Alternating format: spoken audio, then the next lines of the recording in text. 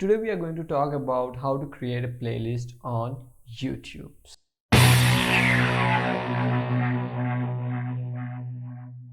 Hello guys and welcome to my channel Vedics. This is your friend Pankaj. So let's go to youtube.com.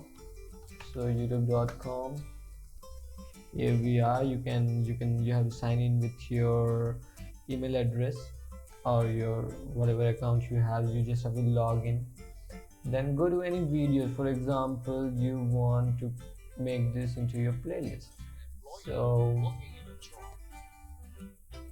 click on these three dots, click on save, click on playlist, enter the name, let's say XYZ, and then you can see you have a privacy option. You can set it to private. If you set it to private, only you can view it. You can set it to unlisted. In this, anyone with the link can view your playlist, and you can set it to public. Anyone can search and view, will be able to see your playlist. So I'm going to set, for this tutorial, I'm going to set it for public, and let us click on create. Now if you have to view it, you have two different options. So let's see.